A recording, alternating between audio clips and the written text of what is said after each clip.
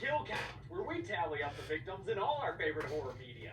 I'm James A. Janice, and today, I'm trying something new. Never before has a full-fledged TV series been covered on the Kill Count, but today I give it a shot, because I'm looking at Stranger Things, Season 1, which premiered on Netflix in 2016. I don't know if there's a bigger series out there that I could have picked for my first TV show on the Kill Count. Sure, there are longer-running horror shows, and shows that are more horrific, and even a few shows that are part of franchises whose movies I've covered on the Kill Count. And sure, Stranger Things isn't pure horror. It has elements of sci-fi, adventure, drama, comedy, all of the things. I'd say tone-wise, it's like a slightly more dangerous Amblin entertainment film. But that's horror enough for me. After all, I covered Jurassic Park and Upgrade, right? What's special about Stranger Things is how popular it is with people who might not normally be into horror. Just like the Amblin films from the 1980s, Stranger Things manages to be for everyone, which is why it's probably Netflix's most popular show.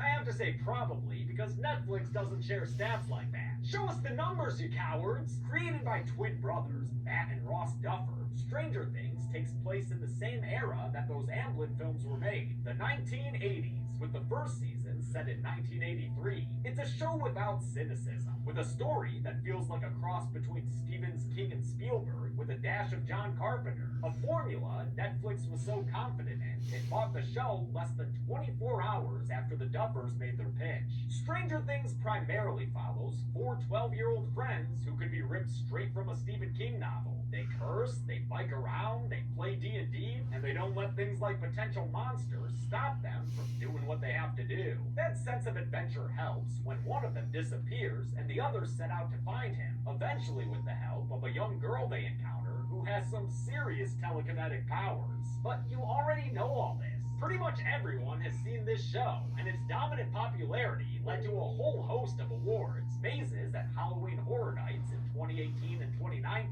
and continued renewal of further seasons, with the second released in 2017 and the third in 2019. Production for Season 4 began in February 2020, but was shut down due to COVID. Hopefully, it'll eventually get made. By the way, if you're new here, and you couldn't already tell, my kill counts aren't just kill counts. They also go into the plot and production info behind everything and since the final season is currently released, since the fifth and final season of Stranger Things is currently out, it's kind of crazy to look back when season 4 wasn't out yet, since we got season 5 now. That's why I'm gonna break each season in half, so you'll have 2 videos for season 1 and 2 videos for season 2. And I'll be putting them into one big video. It's not out on Blu-ray yet. I can get the files from Netflix, but they're lower resolution and kind of look like poop. So we'll see what I end up doing. I don't know. That's a problem for future James. Present James is gonna go through season 1 of Stranger Things and see just how many kills there are.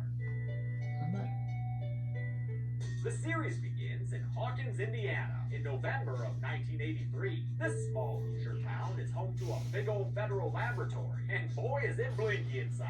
Those strobing lights are only part of the reason this scientist is scared, though. The other reason is what pulls him into the ceiling of this elevator and murders him off screen, establishing right away that Stranger Things is about to have some dangerous things. In the basement of a suburban home, 4 12-year-old friends who are going to grow up way too fast sit around a table playing Dungeons and Dragons. This is Mike Wheeler, played by a 12-year-old Finn Wolfhard, Dustin Henderson, played by a 13-year-old Gaten Matarazzo, Lucas Sinclair, played by a 14-year-old Caleb McLaughlin, and Will Byers, played by an 11-year-old Noah Schnapp, who also has a YouTube channel nowadays. Check it out. Also, since season 1 was filmed over 6 months, yes, Finn was 13 by the time they wrapped. Just try to come at me, mother fact checkers. This cast of kid actors is incredible and crucial to the show's success. The Duffers and casting director Carmen Cuba auditioned over 900 boys to fill the roles, and the ones they settled on ended up becoming real-life friends between casting and production. This scene, which was also the first one the Duffers wrote, was the first thing filmed for the show, and it was a relief for the filmmakers to see the boys having such natural chemistry. Mike is DMing for the others and has a pretty fearsome opponent lined up for them to fight.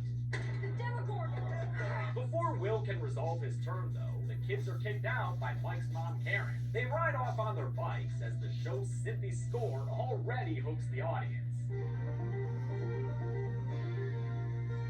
I don't think it's controversial to say that Stranger Things' score is a huge reason it was such a hit. It was composed by Kyle Dixon and Michael Stein of the band Survive. The Duffers discovered them when two of Survive's songs were featured in the awesome 2014 movie The Guest. They created more than 13 hours of this electronic score, which is reminiscent of John Carpenter's work. It's meant to feel both modern and nostalgic at the same time, much like the rest of the show. Lucas peels off for his home first, and after they pass Dustin's house, Will Byers is left biking by himself, straight through that scary lab's property. That means this poor bowl-cut bastard is about to get a Slender Man attack. Nah, that wasn't Slender Man, but it still fucked him up pretty good, huh? Will gets home, but nobody's there. And since that misty mofo outside can unlock doors with his mind, Will runs to his shed to arm himself. Hardy little feller, if, a little shaky. But it's too late for Will Byers. The creature rises up behind him, and after Will whimpers in fear, a light flickers and they disappear. Nice work, Stranger Things. That was spooky. I think you've earned yourself a title card. But you only get one title card per season, okay? Don't expect me to title card each episode here. Stranger Things' iconic title card was inspired by old paperbacks, especially Stephen King's, and designed by the studio Imaginary Forces, who were rewarded for their work with an Emmy for Outstanding Main Title Design. The next morning, Will's mom Joyce finds her son missing from his room. Joyce is played by Winona Ryder, previously seen on the kill count in Alien Resurrection. She's upset that her older son Jonathan, played by Charlie Heaton, doesn't know if Will came home last night, but he was out working extra shifts to help his financially disadvantaged family. Joyce starts making phone calls on her yellow phone, already worried about Will, having no idea just how much worrying she has ahead. The other kids get to school and are picked on by bullies Troy and James. They especially target Dustin since he has cleidocranial dysplasia, a birth defect that affects about 1 in a million people, including actor Gaten Matarazzo. It's a bone development thing, which is why Dustin is missing his front teeth and has some hypermobility in his shoulders.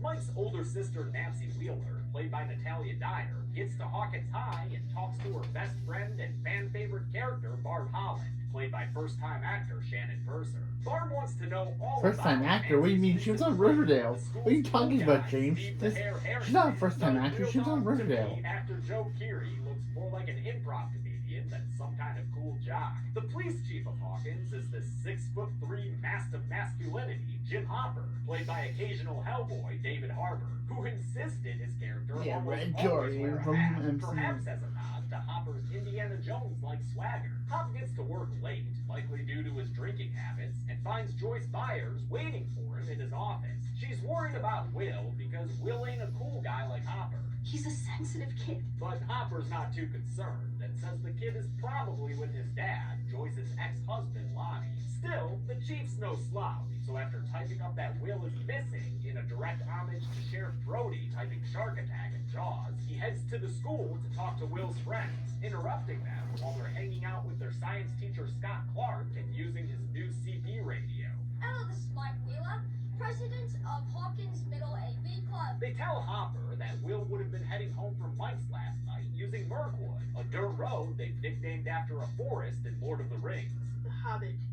Shut up. Yeah, shut up, Dustin! As Joyce and Jonathan look for Will at his homemade wood sport, Castle Byers, Hopper and his officers find Will's bike abandoned near Mirkwood, which is enough to finally worry the chief. Bike like this, like a Cadillac in these kids. Mirkwood is close to Hawkins' lab, where experiments are conducted at the behest of Dr. Brenner and all his peroxided greatness. This government scientist is played by Matthew Modine, but he's no joker when it comes to safety measures. That's because he and these other guys have got to walk through the lab's basement, where potato flakes are floating everywhere, and stare at this nasty pulsing hole in the wall, which they say is the source of something bad. They also mention that they've misplaced a young girl who's now walking through the woods in a hospital gown. She sneaks into the back door of a diner and is caught stealing fries by burly diner owner Benny Hammond, who's a captivating character right off the bat because of Chris Sullivan's gentle and empathetic performance. He sees a tattoo on the girl's arm, and although I would have thought it said 110, he correctly reads it as 11, which turns out is her name. 11 can move things with her mind, but it's a trick that Benny doesn't see since he's too busy calling social services for help. Unbeknownst to him, a whole team of people at Hawkins' lab are listening in And I don't think Hawkins has an Edward Snowden around to tell people what's up. 11 is played by then 11-year-old Millie Bobby Brown, a British actor who broke out in the 2014 show Intruders, where she gave a performance that earned her praise from Stephen King. To be cast as 11, Brown beat out the over 300 other girls who auditioned for the part. Although she and her parents were initially hesitant to shave her head for the role, the Duffers convinced her it'd be cool by showing her a picture of Charlize Theron from Mad Max Fury Road. Because who wouldn't want to be a little Furiosa? Furiosita? Hopper brings Will's bike back to the Byers home and does some keen detective work until the clues lead him to the shed, and he does not like what he sees in there. Since the police are now concerned, Karen Wheeler bars both her older kids from leaving the house, which sets off a big old argument that Wheeler patriarch and human toad Ted doesn't do much to control. Hey, what'd I do? Nothing, Ted. That's the problem. Benny is letting 11 eat ice cream and listen to Jefferson Airplane when a woman claiming to be from social services shows up. But he just made that call. She must have driven there fast. Almost as fast as her draw. Oh my god, they killed Benny! You bastards! 11 runs away, Benny. stopping only to South kill Park 2 dudes reference. with her mind powers. Maybe by sending spoons into their heads? I don't know. For now, she's managed to once again evade Dr. Brenner. There's a happening Hawkins search party for Will, during which we learn that Chief Hopper had a daughter named Sarah who died a few years back. Since Will's friends aren't allowed to help with grown-up search parties, they head out to Mirkwood to look for him on their own. It starts to rain, making their search for him more difficult, but in this wet mess, they come across 11, which is how episode 1 ends. They take her to Mike's basement and give her some warm clothes, and immediately learn that she's lacking some social skills. No, Lucas doesn't trust her, thinking she escaped a mental asylum or something, but Mike is willing to let her stay the night in his basement, inside a cozy little blanket fort. They properly introduce themselves to each other, and Mike comes up with the nickname L, beginning a relationship that the Duffers compared, at least initially here, to E.T. and Elliot. That comparison isn't as apt in later seasons. The next morning, Mike gives Elle some waffles, which is gonna be a whole damn thing with her, and she tells him that she's hiding from some bad man. Boom. Hopper comes to the Byers' house and tells Joyce they haven't found anything yet. She tells him about a phone call she got the night before and says she heard Will on the other end. You sure that was Will, Joyce? Sounded more like the electric gremlin to me. No, it was him. It was Will. Okay, if you say so, lady. Maybe just ask Dr. Brenner if it was Will. He's been listening to all your phone calls. At school, Steve Harrington and his douchey friends Tommy H. and Carol invite Nancy to a parentless party at his house that night. His clique talks shit about Jonathan as he puts up missing Byers flyers, but Nancy reaches out and expresses sympathy to him. Wonder if this was before or after actors Charlie Heaton and Natalia Dyer started dating in real life. Unlike his sister Nancy, Mike didn't go to school today. He doubled back on his bicycle so he could show 11 his house, including his prize CRT. It's 22-inch. That's like 10 times bigger than Dustin's. Dustin, dude, why you got a 2-inch TV? Although 11's not into Yoda, she does take an interest in a picture of Mike and his friends, pointing out Will and indicating that he's familiar in a scene intentionally shot like one in the 1985 film Witness, when a young Lucas Haas identifies Danny Glover in a picture. Having skipped out on school after putting up those flyers, Jonathan thinks back to a time he hung out with Will and got him hooked on The Clash. Should I stay or should I go? He also gave Will a bunch of other cool bands to check out. Joy Division, Bowie, Television, The Smiths. And between that taste in music and that Evil Dead poster on the wall, high school James would have probably hung out with Jonathan Byers. Increasing his coolness is that he's such a good older brother, comforting Will when their dad disappointed him by skipping out on a play date. It's their dad, Lonnie, that Jonathan goes to see now, all the way in Indianapolis. Lonnie's played by Ross Partridge, who had a small role in the Lost World Jurassic Park as an annoying guy who recognized Ian Malcolm on the subway. He and Jonathan don't have a good relationship, especially because Lonnie is always talking shit about Will and Joyce, so after making sure that Will isn't hiding anywhere there, Jonathan leaves his dad with one of those homemade flyers. Joyce heads to downtown Hawkins, played by the town square of Jackson, Georgia, and stops by her work to pick up a pay advance and a new telephone. since hers got a bit too toasty. While she's out, Brenner and a bunch of scientists from Hawkins' lab show up at her house, and they walk around pointing their science doodads all over the property. In the shed, they find something that really sets the readers off, but the invasive investigators are gone by time Joyce gets back and plugs her new phone in, hoping she'll get another call from her electrically transmitted son. After school, Dustin and Lucas go to Mike's house, where he tells them that Eleven pointed out Will, and that maybe the bad men who are after her have taken him. This potential lead gets Mike so excited he starts singing Electric Six. Danger! Danger! High voltage!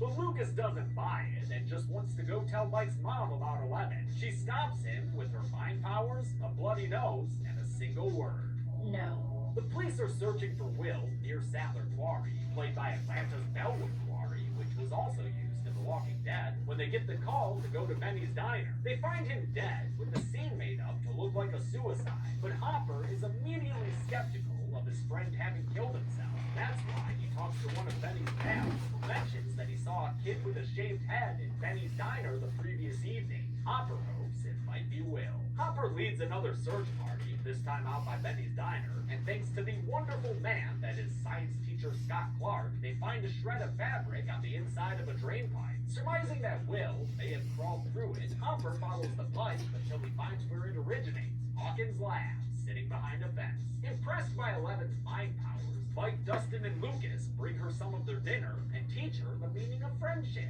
like literally. A friend Is someone that you do anything for. And friends always keep promises, which was also one of Eleven's vocab words that day.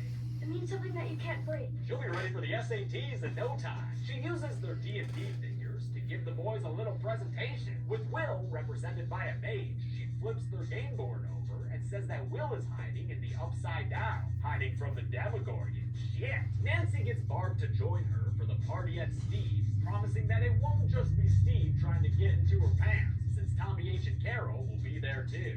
Tommy and Carol have been having sex since like 7th grade. That'll probably just be like a big orgy. Come on, Barb. Does this look like the kind of guy who would host an orgy? Hello, ladies. Actually, don't answer that. Jonathan gets back from Indianapolis and goes to Burkwood to take pictures, hoping to find clues as to where Will might be. He hears a nearby scream and runs towards the source, but it just ends up being the party at the Harrington house. Steve gets Nancy to shotgun a beer, and when she gets Barb to try it too, her friend instead slices open her hand. While Barb's bandaging her hand, Steve and his friends start a game of splash and grab ass, all while modern English plays, and Jonathan very creepily takes pictures. You're being weird, dude. Joyce finally gets another phone call, and this one actually sounds like Will. But it still gives her a shock and fries the phone all the same. No! She pulls herself together when she realizes the lights are flickering unnaturally. And here's the Clash clashing from Will's room. She determines that this must be Will trying to communicate with her, but is then scared out of her house by something trying to Freddy Krueger its way through the wall. She's just about to flee the place I said that when she hears I watched Vic this episode Jones back. singing from I Will's said room that too. and is unwilling to abandon her son. Joyce has When I back rewatched inside. this episode, Done I with said their that too. splash around times, the couples at Steve's house pair off to mess around. Barb tries to stop Nancy, but gets sent home instead, leaving Nancy free to go into Steve's room and change right in front of him, and in front of the window, which allows Jonathan to snap a pic. Not alright, guy. While they suck face, Jonathan turns his attention towards Barb and snaps one last picture on his roll of film. He's busy reloading the camera when Barb bleeds a bit into the pool, and that appears to summon the Demogorgon. Its attack causes her to disappear, just like Will did, and Jonathan never sees it happen. Barb wakes up in the Upside Down, that slimy desaturated dimension, where the air has a bad case of dandruff. She sees the Demogorgon in the pool with her, and though she tries to climb out, she's unable to escape it. Barb is yanked back into the pool and killed by the monster, and though it won't be confirmed to the other characters for quite some time, this is in fact when it happens. Nancy is completely oblivious to her friend's demise though, since she was too busy making out with Steve. And also, because Barb was in another dimension. After Nancy and Steve bang, she leaves without a romantic goodbye and gets home to find her mother Karen waiting for her. I love Karen Wheeler, partly because Cara Buono also played Faye Miller, who was way too good for Don Draper shit, but also because Karen just really wants to connect to her kids. You can talk to me. Whatever happened? Unfortunately, Nancy's not in the mood right now. Jonathan also doesn't want to listen to his mom because she's telling him that Will has been talking to her through the lights. Yeah, hard sell that theory. Nancy goes to school the next day, self-conscious about having lost her virginity, but Steve promises her that he didn't tell anyone about it. He reassures her with a kiss, and everything's good for her again, until she realizes that Barb hasn't shown up for school yet that day. 11 also doesn't go to school that day. Pretty sure she missed the enrollment deadline. So instead, she wanders around Mike's house and plays with his Millennium Falcon. She channel surfs the TV past a bunch of 80s programming until she sees a Coca-Cola commercial that reminds her of a time she was undergoing some studies at Hawkins' lab under Dr. Brenner, who she calls her Papa. Even though using her powers gives her a bloody nose every time, her Papa wanted to weaponize them and have 11 test them out against a poor kitty cat. Elle refused to kill the animal, but revealed that her powers are indeed lethal when she killed 2 more G-men watching over her. At least, I think she kills the first dude, like from a broken back. The second dude dead for sure, though. That's a classic movie neck snap there. What you think about this little murder machine, Brenner?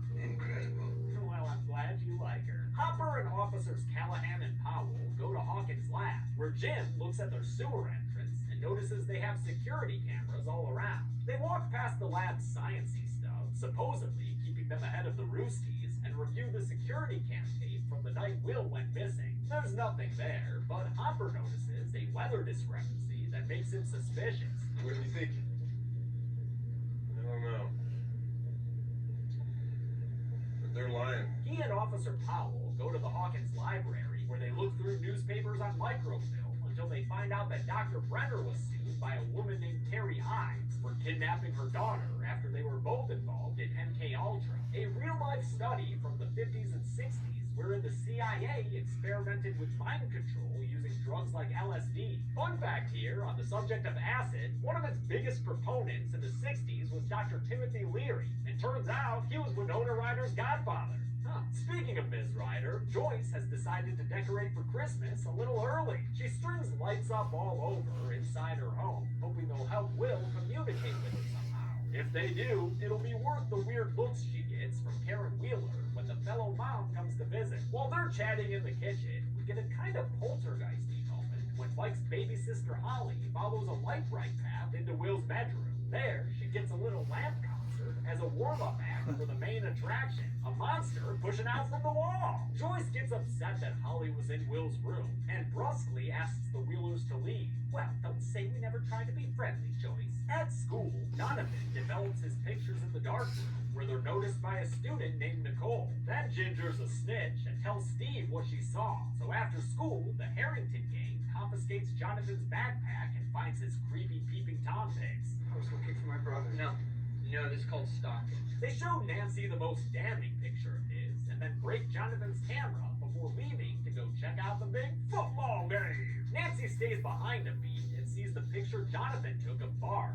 so she blows off Steve to go look around his house for any sign of her missing friend. She doesn't find Barb, but she does get scared by a gray figure that runs by, so she returns home and finally opens up to her mom.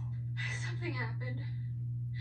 Something terrible. Joyce gets some more blinky signals at home and talks to a tangle of white Christmas lights like there's some kind of 20th century burning bush. The lights communicate to her that it's Will and that he's not safe. So in an effort to get some more specific communication going on, she paints the alphabet on her wall with a light over each letter. Using this clever method, Will tells his mom that he's right here, but that she needs to argue and run, because they're a monster in the walls.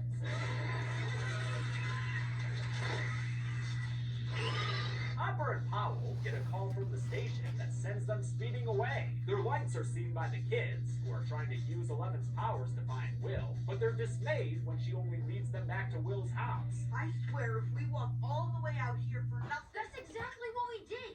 I told you she didn't know what the hell she was talking about. They decide to bike after the police lights to see what's going on, and that takes them to Sattler Quarry, where a bunch of emergency vehicles have already gathered. Oh God, please tell me it's not the kid. I got bad news for you, Hop, because they're pulling out a body right now, and that body looks like Will. Mike and the others watch this tragedy unfold in front of their eyes, and he gets mad at Eleven for failing to help them save their friend. What is wrong with you? He flees on his bike as the soundtrack is filled by Peter Gabriel's cover of David Bowie's Heroes. That needle drop was picked out by executive producer Sean Levy, who directed chapters 3 and 4, the only episodes not directed by the Duffers. While the Duffers had previously written for Wayward Pines and made the 2015 film Hidden, Stranger Things was their first undertaking of this much larger scale. Therefore, it was immensely helpful to have Sean Levy involved, since he directed and produced such big-budget films as Real Steel and the Night at the Museum trilogy. His direction of the end of episode 3 is one of the most emotional moments of the series, as Mike gets home and embraces his mom, at the same time Joyce, fleeing her house, runs into Jonathan and hugs him as sirens flare in the distance. The cops go to the buyer's house and tell Joyce that they found Will's body, but she doesn't believe her son to be dead. Whoever you found, it's not my boy. It's not Will. Obviously, the police and Jonathan don't buy her story of electrocommunication, and Hopper thinks it's just trauma similar to what he experienced in the wake of his daughter's death. But Joyce isn't assuaged, so she retrieves an axe from the shed and stares down the wall across from her. She falls asleep on the couch and wakes up to Will. Nah, he's still gone. She wakes up to Jonathan, telling her that they need to go to the morgue. Hopper's already there, and he learns that Hawkins's usual coroner had been sent home last night by people from the state government, who are also the ones that performed Will's autopsy. Joyce and Jonathan are shown Will's body, but in this case, seeing is not believing. That is not my son. Mike's still mad at Eleven for not preventing Will's death, but she shows him his anger is misplaced by tuning his radio into WILL.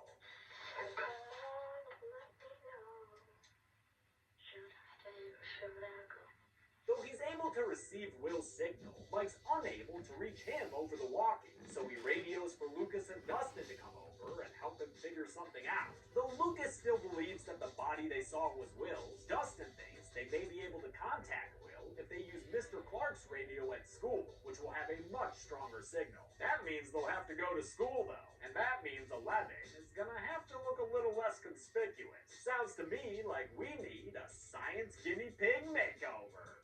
Wow. She looks pretty. Good. You look pretty good. Yeah, that wig looks more than pretty good there. As my cosplay experienced fiance has pointed out, that is a very expensive lace front wig that would not have just been lying around like that. At Hawkins' lab, a bunch of G-men in hazmat suits, led by Dr. Brenner, engage in some sticky science. And one dude, a guy named Shepard, slips straight on through an embryo-looking thing pulsating behind that nasty shit on the walls. Gross. They communicate with Shepard through the radio for a while, until he starts yelling that something else is in there with him, and an alarm goes off. By the time they pull Shepard's line out, he's nothing more than some blood on a plate and a number on the kill count. At school, Nancy gets mad at Steve because he's more concerned about getting in trouble than he is about what happened to Barb. She talks to officers Powell and Callahan and tells them about how she went to Steve's looking for Barb and saw some kind of creature instead. I think maybe it took Barb. She's only further convinced later when she puts together one of Jonathan's creeper pics and sees something suspicious on the side of the frame. Nancy takes the photograph to Jonathan, who's at the funeral home making arrangements for Will. Although he didn't see anything the night Barb disappeared, when Nancy tells him about the creature she saw, he recognizes its description as the same monster his mom's been saying is in their walls. They go to the dark room so Jonathan can brighten and enlarge the photo, and while he does, the two of them bond a bit, with Jonathan apologizing for taking her picture in Steve's window. The newly enhanced photo reveals the figure that Nancy saw at Steve's house, and with proof of this monster in their hands, Jonathan finally stops thinking his mom is crazy. They also get their hopes up that Will and Barb are still alive. I have half good news for you. Mike and the gang bike back to school and run into Mr. Clark, who they introduce to Eleven, saying that she's Mike's Swedish second cousin named Eleanor. Mr. Clark leads them to the gym for an assembly honoring Will, where Mike notices that douchebag Troy making jokes about his supposedly dead friend. After the assembly's over, Mike confronts the bully and pushes him down, and before Troy can retaliate, he's frozen in place, and wait a minute, Troy Alright, That's sweet Chucky. That line. Number 10 years before peeing your pants is the coolest, 11 has successfully ruined Troy's social standing. The kids go to the AV room and have 11 hop on Mr. Clark's radio. As she tries to find Will's signal, she thinks back to another time at Hawkins Lab when her papa tried to get her to use her powers to spy on a foreign government official just by looking at his picture. I want you to listen to what he says and repeat his words back to me. She looks into her mind and sees him, then relays the man's words over the PA system. Quite a useful trick to have in the middle of a Cold War. Back in the present, she similarly brings Will's voice through the radio. And his friends hear him calling out for his mom. Joyce hears it too, coming from inside her wall. So she tears apart the wallpaper to reveal a fleshy, translucent barrier, behind which she finally sees her son. He tells her he's in a place that's like home, only it's dark and empty and cold. And she promises to save him before he has to run off and hide from the Demogorgon coming to Demageddon him. The transdimensional transmission ends with a fire in the AV room that Justin puts out with an extinguisher. But with her beliefs finally vindicated, Joyce feels confident enough to start hacking away at her wall with an axe. Unfortunately, her efforts don't get her anything other than a new window. At a bar, Hopper talks to the guy who found Will's body in the quarry. When he catches him in a lie about how he made the discovery, the dude shuts down and tries to leave. The kid is dead.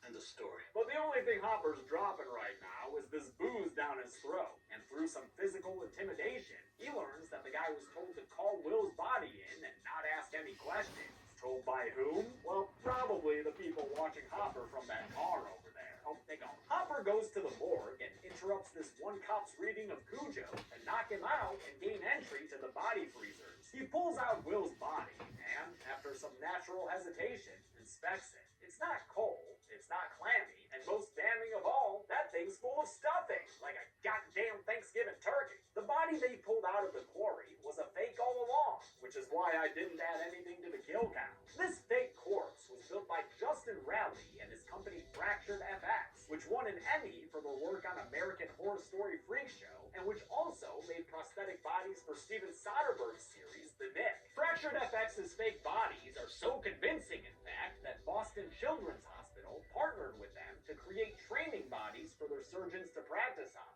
But Hopper's too incensed about this conspiracy to appreciate awesome prosthetic work. He heads back to Hawkins' lab and bolt cutters his way through the fence. Begins at Hawkins' lab, which, gotta say, doesn't seem to have the best security measures in place. Chief of Police Jim Hopper sneaks his way through the hallways and, pretty recklessly, walks straight into a clearly biohazardous section of the facility. He's held up at gunpoint by a couple of guards, but Hopper's not the kind of guy to let that stop him, you know? He's one of them real go-getters. He finds 11's old room, which has some pretty rudimentary art on display. Damn, Mel, you can move shit with your mind, but you can't do better than stick figures? She's lounging around in the Wheeler basement as our Bike Kid heroes try to figure out what Will said on the radio. With 11's help, Mike's able to piece together what she meant earlier when she was talking about the Upside Down. What if this is Hawkins?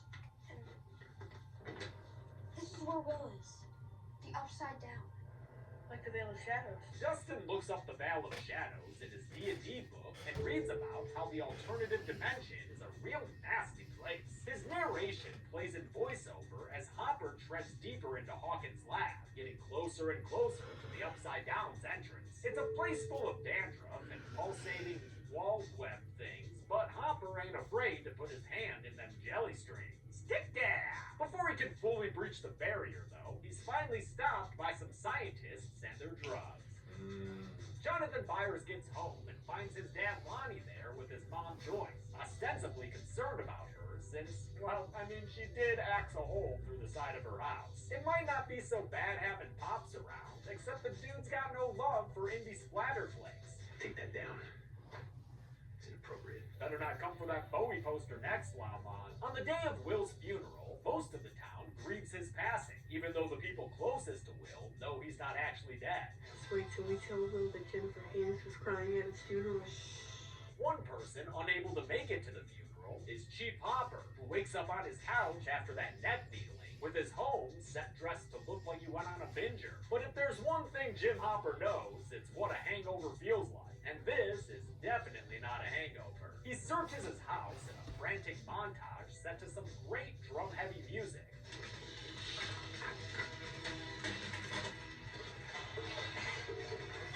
And it goes on for so long, you start to think maybe he's just being paranoid. But in the end, he wins this round of Finders Keepers when he discovers a microphone hidden inside his ceiling light, bastard buggers. Jonathan tells Nancy that he's figured something out. Since his house, Steve Harrington's house, and Mirkwood, where they found Will's bike, are all right next to each other, he thinks the creature Nancy saw must be living in the surrounding woods, and he wants to go look for it.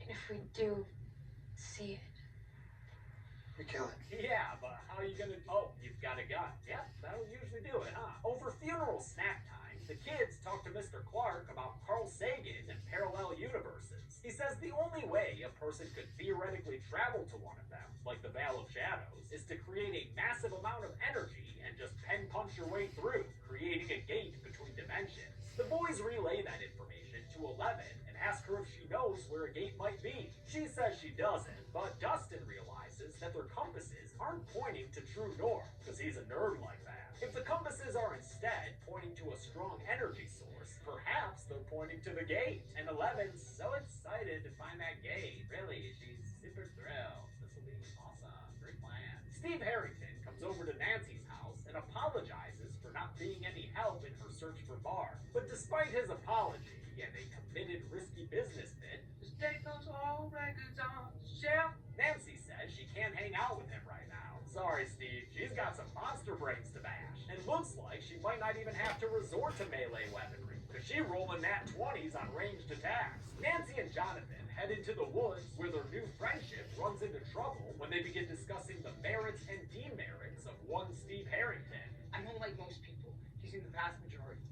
This kid is so ready for grunge music to hit the scene. Joyce discovers that Lonnie is only sticking around to get some lawsuit money, so she yells at him to GTFO. He tries to turn it back around on her and blame her for Will's death, but there's no way you're about to win an argument against the awesome acting power of Winona Ryder, dude. Maybe I'm crazy, maybe I'm out of my mind, but God help me, I will keep these lights up until the day I die. I think there's a chance that Will's still out there.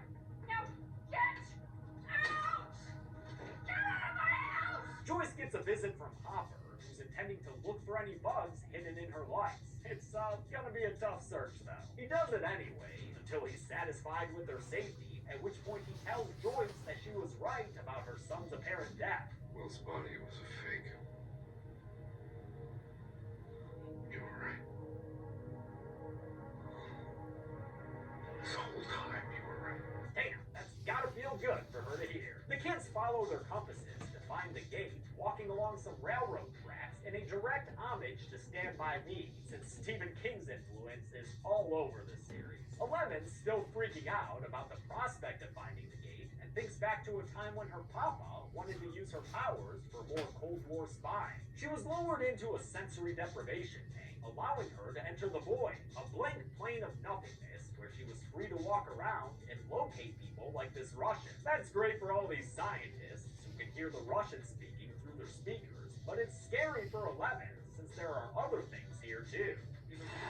Yeah, not the same calming experience you often hear about with sensory deprivation tanks. The compass crew's plan is foiled after they reach a junkyard and realize that their compasses are now pointing in a whole new direction. Lucas realizes that Eleven's been sabotaging their efforts by mentally manipulating the needles with her mind, and he catches her red sleeve, the saboteur! Lucas gets pissed and says Eleven is a traitor who's letting Will die without their help. The dispute boils over into a boy fight until Eleven ends it with some interference that's a bit too heavy-handed. Lucas comes to, still pissed off, and storms away from his friends. Mike and Dustin look around and discover that Eleven's fled the scene too, meaning they've just had a real breaking of the fellowship. After sunset, Jonathan and Nancy find an injured deer in the woods bleeding out. Not wanting it to suffer, Jonathan prepares to put it out of its misery, only for it to get pulled away from them by an unseen entity. They try to track where it went, but lose the blood trail, and then somehow get separated from each other. Nancy discovers a dripping hole in a tree trunk and goes to look at it closer, even though there's kind of a growling coming from inside. But she just has to be Nancy in Wonderland, so she climbs through the sticky gap until she's in the Upside Down, where giant dust particles reign free and electronics act all wonky. Oh, and also where the motherfucking Gorgon lives. But maybe we've got him all wrong. Maybe he's a nice guy. No, that's a scary man. The Demogorgon was designed by Aaron Sims, who my buddy Foundflix interviewed back when season 1 came out. Sims had worked with the Duffers on their feature film Hidden, and for Stranger Things, they asked him to design a humanoid monster reminiscent of the works of H.R. Geiger, Guillermo del Toro, and Clive Barker. He came up with the faceless Demogorgon, whose mouth petals were partially based on the mouths of snapping turtles. It might be worth noting that Stranger Things' Demogorgon doesn't actually resemble the Prince of Demons Demogorgon from Dungeons & Dragons, which is an 18-foot-tall demon lord with 2 ape-like heads and tentacles instead of arms. They just share a name. The Duffers wanted the Demogorgon to be a throwback man-in-a-rubber-suit monster, and the practical effects for the being were created by Sims' company Spectral Motion, which also built a lot of monsters for Guillermo del Toro movies, including Hellboy. As you can see here, they made an animatronic head of the Demogorgon with the pedals programmed to move randomly, so the monster would feel organic and alive. The Demogorgon suit was worn by contortionist Mark Steger, who also portrayed Toby in Paranormal Activity: The Ghost Dimension, and the very disturbing Bunny Man in Holidays in the Easter segment, directed by friend of the Dead Meat podcast, Nicholas McCarthy. Of course, the Demogorgon couldn't always be portrayed by practical effects. Though the Duffers wanted their show to be 80% practical and only 20% CG, it wound up being more of a 50-50 split. For the CG Demogorgon effects, Aaron Sims was once again at the helm, this time through his other company, Aaron Sims Creative, which also did special effects for movies like the Pete's Dragon remake and The Amazing Spider-Man. Their digital effects are especially used in the final chapter of Stranger Things Season 1, wherein nearly 40% of the episodes used some kind of digital enhancement. Nancy runs away from the Demogorgon and is helped out of the tree stump by Jonathan, who hugs her gooey body tightly as he watches the tree trunk close its mini-gate, or tear, between the dimensions. In a bit of unfortunate timing, Steve takes his shitty friends to surprise visit Nancy and sees through her window Jonathan sitting with her on the bed. Bummer, Harrington. After Steve's gone, Jonathan offers to stay overnight on Nancy's floor to keep her company. She says thanks for the offer, but she'd rather have him be a little closer, since she's still real shook up from the whole seeing a monster in another dimension thing. The next morning, Nancy's still upset since Will and Barb might be in the Upside Down, getting nommed on by the Demogorgon like that deer. She figures that maybe the monster can snip out blood like a shark, so that's how they can lure it out of the sticky, drippy Underland and fight it in their dimension. Hopper tells Joyce everything he saw at the lab, including the little kid's room, which he thinks was used to hold Will captive. But when he mentions the shitty drawing, Joyce says it couldn't have been Will, because he draws cabbage-flinging wizards like a little Jack Kirby. Hopper remembers that a kid was seen at Benny's diner the night before he died, and connects it to that Terry Ives woman he read about in the library, the one who sued Hawkins' lab because she claimed they took her daughter Jane.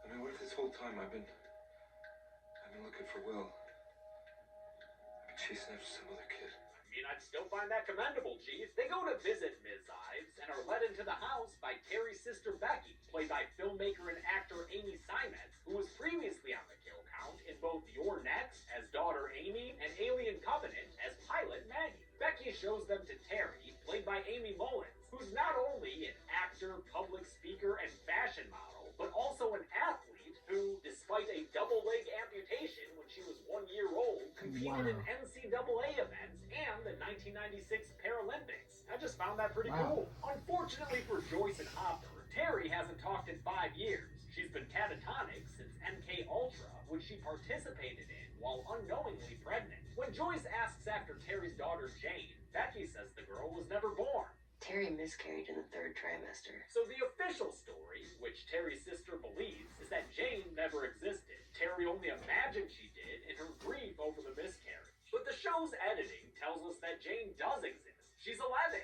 and we know why Dr. Brenner took her from Terry. Her baby's a weapon of fighting the commies. I mean, yeah, that's exactly right. After listening back to their interception reception of Will's transdimensional radio call, Hawkins' lab sent the dude over to the middle school to check out the equipment in the AV room. Apparently some of the less athletic types go nuts for this stuff. Brenner's enforcer Connie Frazier visits Mr. Clark to learn more about these less athletic kids and charms their names out of the earnest science teacher, meaning Hawkins' lab now knows about our adolescent heroes. Mike has a tantrum over his new 11-less state and complains to Dustin about how Lucas drove her away, but Dustin ain't about to go easy on any of them.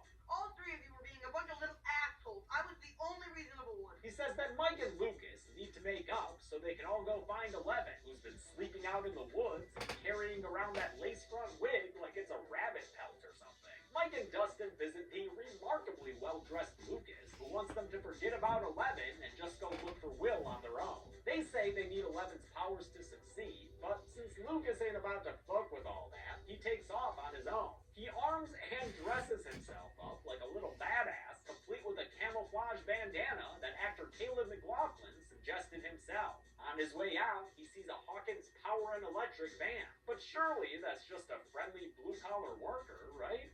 Nothing to worry about here. As she walks into a grocery store for sustenance, Eleven thinks back to a time when Dr. Brenner lowered her into the water tank to go on another search for him. Man, thinking about the boy gets you mighty gosh darn hungry. And boy does Eleven love her some Eggo waffles, even if she has to put up with the unwashed masses to get them. Mouth breather. That was another SAT term that Mike taught her. Mouth breather? Yeah, you know. A dumb person. She pays for her waffles with one mighty use of her mind powers, then walks away from the store, telling everyone to keep the change.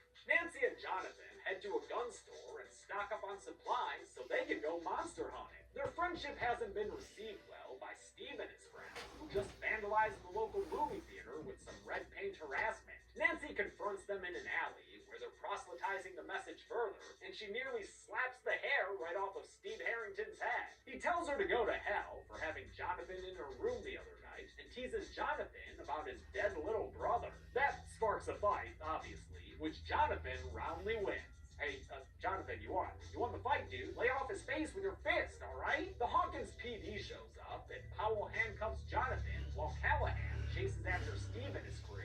Hey, come here, little guys. He doesn't catch the little guys, though, so Jonathan's the only one who ends up at the police station, with Nancy sticking by him for support. Lucas follows his compass to Hawkins' lab and walks around the extensive fence perimeter until he finds the perfect spying tree. That's some damn good spying there, Lucas. Tony Velachos would be proud. Meanwhile, Mike and Dustin follow a trail of Eleven's deeds through the town and into the woods. They're just about to find her at her super special Eggo-eating spot when they're confronted by some woods bullies, and they've got a knife. Oh no! The bullies chase them to the cliff overlooking Sattler Quarry, where Troy grabs Dustin and holds him at knife point. Damn, we going full Stephen King here, huh? Troy threatens to cut up Dustin's face unless Mike jumps into the water, not knowing that Finn Wolfhard is a damn ravine jumping professional. But the height on this one is a death sentence for shout, so it's a good thing that when Mike takes the plunge, he's saved from certain splattering by Eleven's powers, which stop him midair and bring him back up the side of the cliff until he's safely on the ground in front of Dustin and the bullies. Eleven emerges with a bloody nose and starts force kicking these bullies' asses until they're running away with one broken arm and some very bruised egos. Her rejoining of the party gives us the conclusion to her earlier flashback, when, in her void searching, she came across the Demogorgon, its back turned towards her during supper time. She walked up to the monster and touched it, and apparently that physical contact is what opened the rift to the Upside Down, creating the gate in Hawkins' lab. Eleven apologizes to Mike for causing the gate to open, and they have a forgiveness hug that even Dustin gets in on. Oh, that's nice. What's not nice is when that Hawkins Power spy guy sees Eleven with Dustin and Mike and calls it into the lab. A team of very well-armed scientists is scrambled, which Lucas sees from his spy nest and speeds down the road towards the Wheeler house. Mike tells Eleven that he's happy she's back, but before they can share a little kiss, they get a call from Lucas on the radio. He tells them that the G-Men are coming to get Eleven, but it's too late to do anything. Them motherfuckers are already here. The kids get on their bikes and ride through many a street and playground game until they meet up with Lucas and make the party whole again. The vans chase them down, but Eleven helps them get away with the most flagrant use of her powers yet. The Duffers wanted to do that van flip practically, combining a shot of the kids on their bikes with a separate shot of the van flipping. Unfortunately, the first time they filmed that van shot, one of the explosives didn't go off properly, and it ended up destroying a very expensive camera and its lens. Thankfully, they were able to try a second time, and it worked. The van flip impresses the boys and even Dr. Brenner a bit, but I won't be counting any kills here since none are 100% confirmed. They get back to the junkyard where their party split over the compass debacle, and Lucas thanks Eleven for saving them from the G-Men. He apologizes for being mean to her, and Mike apologizes to Lucas for shoving him, so everyone can be friends again now. Yay, friendship! At least, yay, friendship with good friends. Bloody-faced Steve has some shitty friends and breaks up with them after they're too obnoxious about Nancy. The slut with the heart of gold. I told you to watch your mouth. Hey!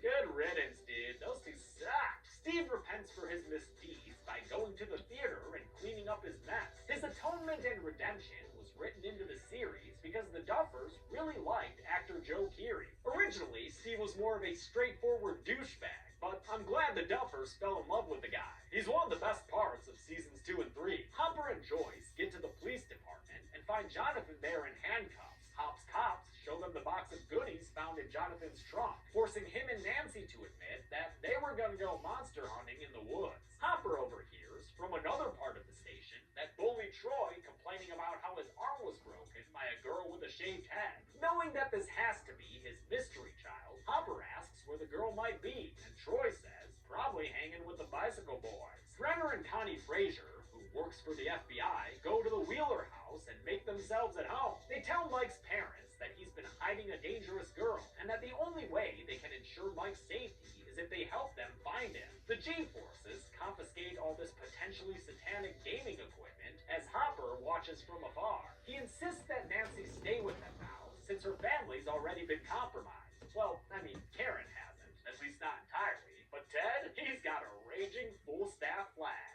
Honey, we have to trust them. Okay, this is our government. They're on our side. Using Lucas's intel from his spying on Hawkins' lab, the kids start planning a way to get inside so they can go through the gate into the Upside Down and save Will. But since they're fugitives now, there are helicopters out looking for them. They hide their bikes and themselves from the eyes in the sky inside a school bus, which at one point had to be evacuated during production because one of the boys kept farting. Don't know which one of them it was, but I'm sure it was hilarious. They're still in this Dutch oven of a bus when Joyce Byers and co. get back to her house and Hopper calls the boys on the radio, promising to help. A couple of cars with some G-men arrive at the junkyard first, though, and after one of them finds the bikes beneath the bus, he goes to come aboard, only to get attacked by an off-screen Hopper in a kind of cartoonish way. Hey. With a couple more car honks and one mighty auga, Hopper finishes the fight and tells the kids to come with him. He takes them back to the Byers house, where Mike and Nancy hug it out, and a bunch of people get their first look at Eleven.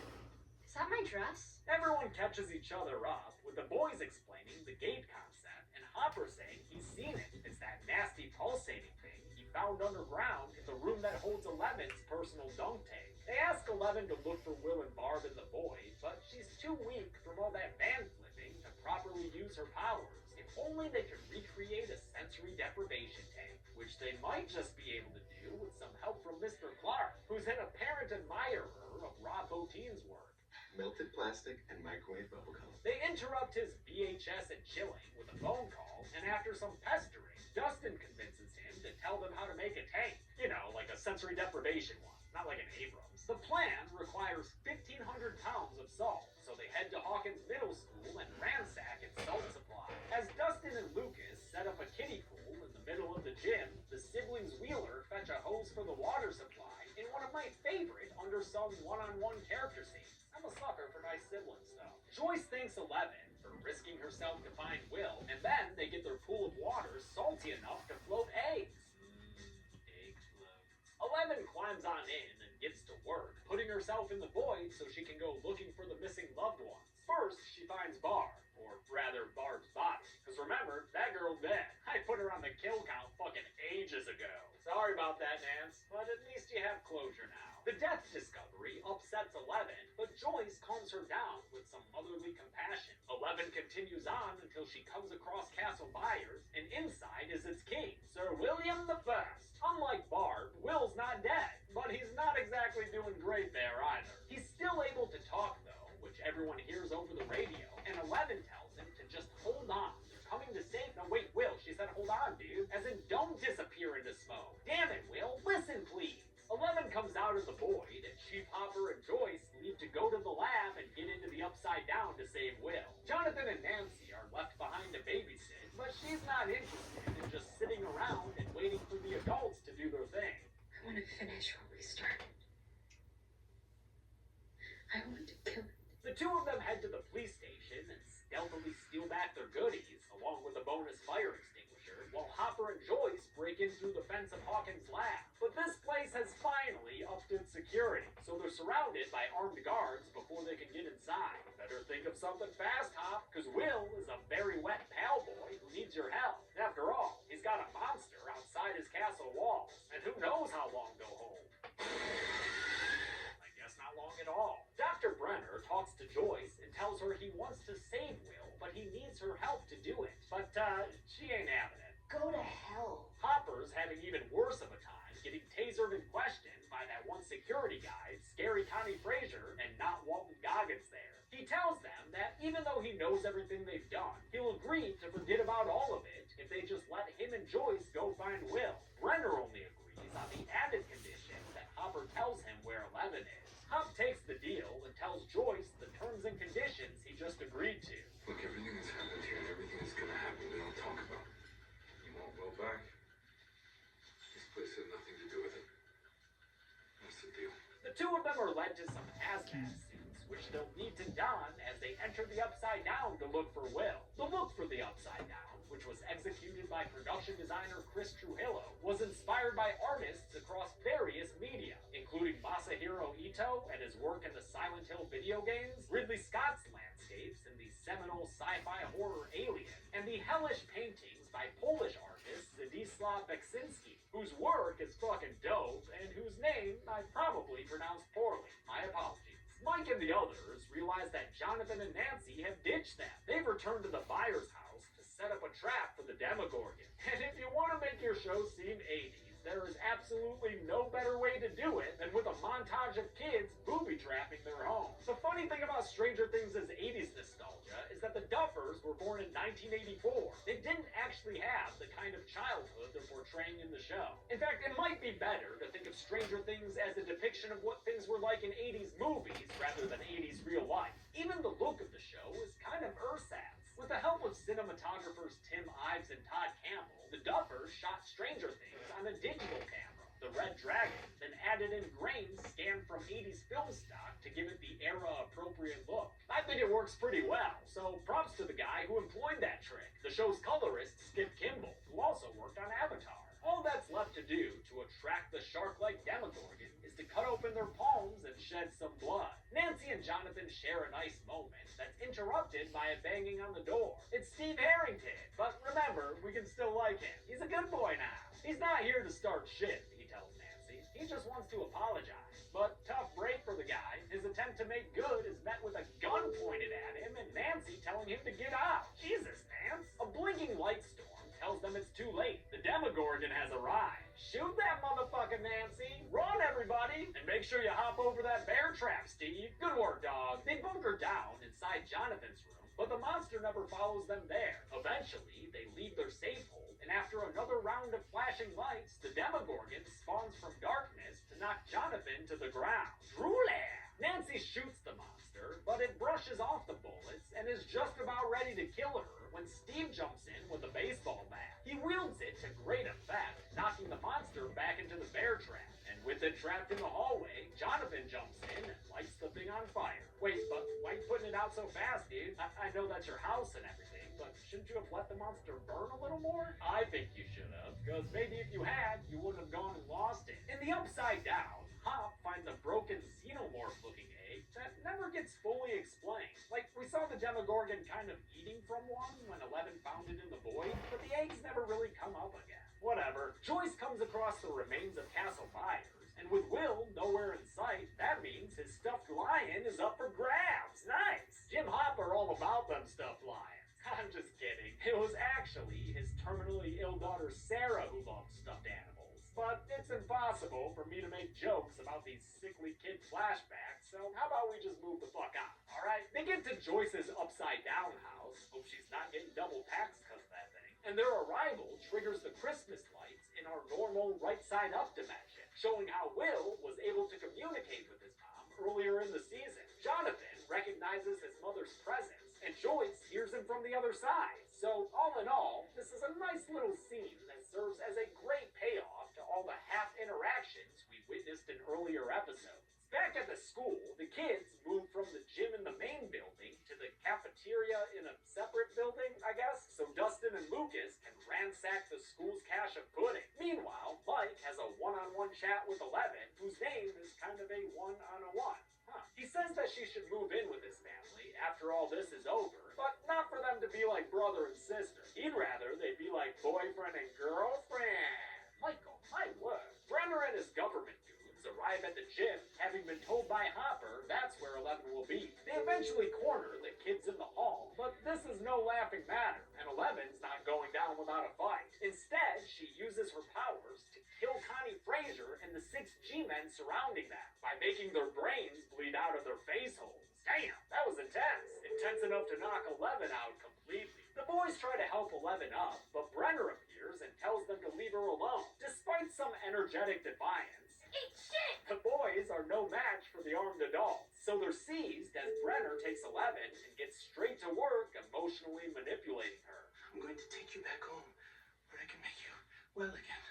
Where we can make all of this better. Before she's fully awake again, though, the Demogorgon's flashy call sign starts going off. Because of all that blood on the ground, it's been lured to the school and is now coming straight out the wall in one of those CG effects Aaron Sims Creative had to make. The G-men open fire as the boys grab Eleven and get her out of there. Brenner looks straight shocked at the sight of this monster, and even more shocked when it knocks him to the ground. But Brenner's not going on the kill count, because a character in Season 2 says that he's alive, and the Duffers have implied that's true in various interviews. In the Upside Down, Hopper and Joyce follow the Demogorgon's blood trail from the bear trap at the Byers house all the way to the public library. Inside, they find Barb's dead body and Will's not dead body. But he does have a throat full of tentacles, so why don't you give him a hand with that, Chief? There you go, man. Yeah, maybe just shoot that thing to pieces for good measure. The boys take Eleven into Mr. Clark's classroom as off-screen gunfire is heard by desperate soldiers fighting the Demogorgon.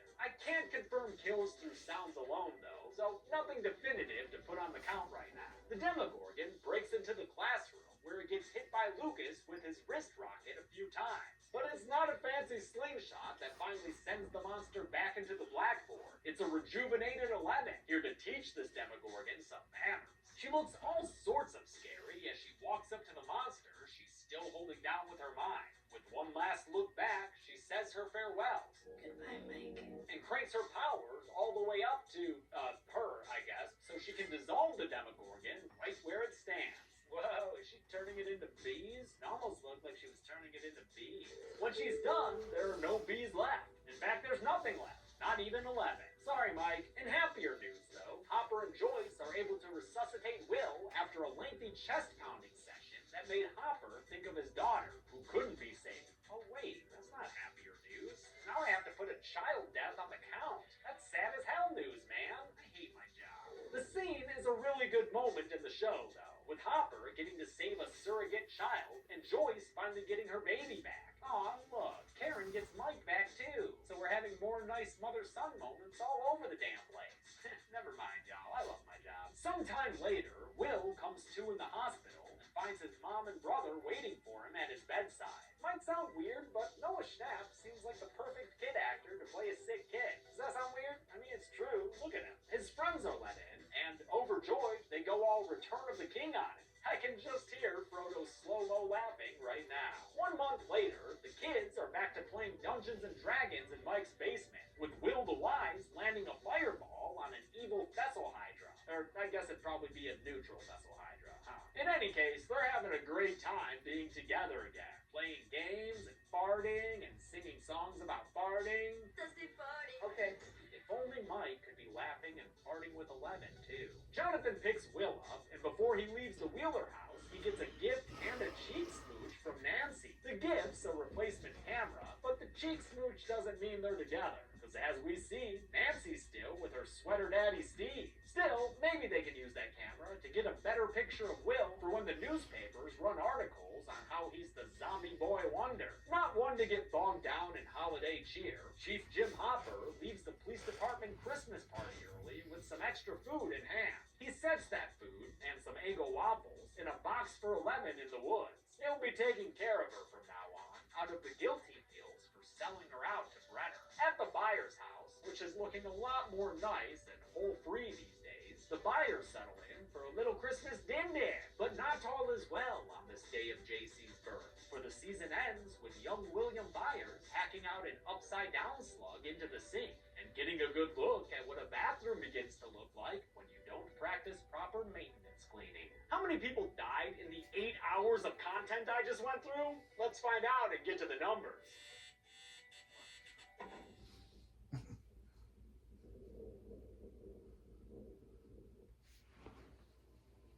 There were 17 deaths in Stranger Things Season 1.